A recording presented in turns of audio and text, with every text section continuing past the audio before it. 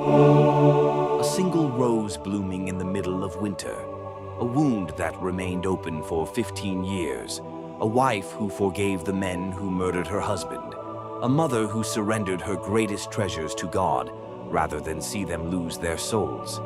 It sounds impossible, and yet every word is true. For more than 6 centuries, millions of Christians have turned to one humble woman whenever all hope seems lost. When marriages are falling apart, illnesses have no cure, families are broken, or every earthly solution has failed. She is known around the world as Saint Rita of Cascia, the patron saint of impossible causes. But before she became one of the Church's most beloved saints, she was simply a little girl with one dream: to belong completely to God. This is her extraordinary story.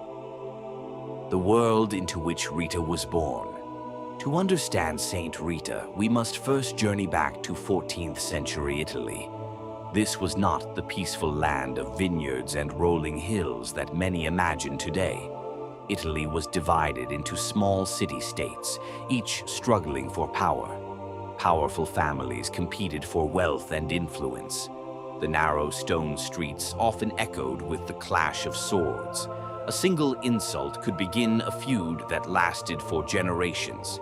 Children grew up learning the names of their family's enemies. Revenge was considered justice. Mercy was often seen as weakness. Life itself was uncertain. Disease spread easily. Wars erupted frequently. Most people never traveled far from the village where they were born. Women had very little control over their futures. Marriages were usually arranged by parents. Education was rare. A woman's greatest honor was often seen as obedience to her family. Yet even in this world filled with hatred and violence, God was quietly preparing someone who would become a living witness to forgiveness. A child of prayer. In 1381, in the tiny mountain village of Roccaporena, near Cascia, in the beautiful region of Umbria, Italy, a little girl was born to Antonio and Amata Lotti. They named her Margherita, though history would remember her simply as Rita. Her parents were already elderly. For many years they had prayed for a child. When Rita was born, they believed God had answered their prayers. Antonio and Amata were respected throughout the region as peacemakers. Whenever neighboring families quarreled, they were often invited to mediate. Without realizing it, they were teaching their daughter the very mission she would one day embrace. From an early age, Rita was unlike most children. While others played in the village square, she often sought quiet places to pray. She loved listening to the gospel at Holy Mass. She helped the poor whenever she could. She treated everyone with unusual kindness. Above all, she desired one thing: to become the bride of Christ. She dreamed of entering a convent and dedicating her entire life to Jesus.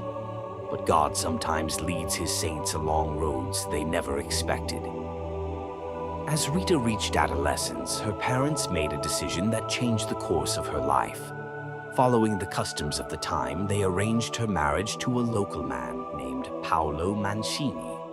Tradition describes Paolo as a soldier or town guard, a man respected for his strength but feared for his temper. Instead of entering a convent, Rita entered one of the greatest crosses of her life.